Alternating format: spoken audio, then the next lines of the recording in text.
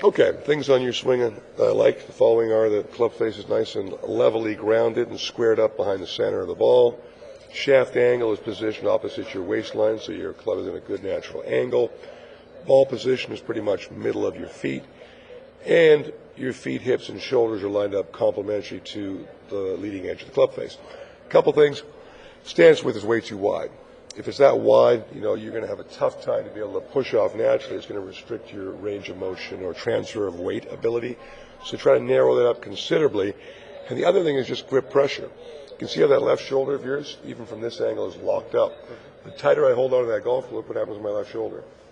It locks. Got to try to soften that grip pressure a little bit. So if you lighten your grip pressure, your shoulder should hang below your head level, not above it.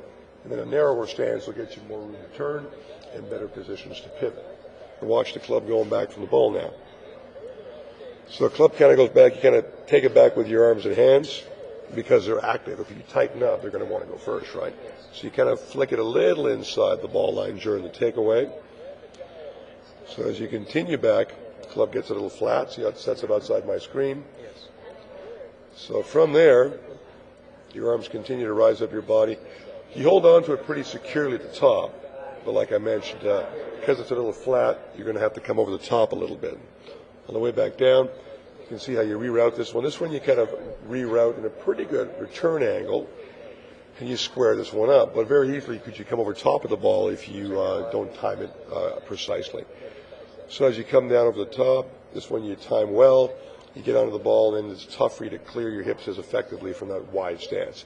Finish is pretty good. So basically, if we can get that stance a little narrower and get the tension out of your hands and arms, it should be your shoulder and chest, left shoulder in particular, that turns away, not your arms pulling the club back and then constantly pulling you behind into a flat position. And then apply that to pretty much all your clubs, even if you have to inhale and exhale to release a little bit of lingering tension and address.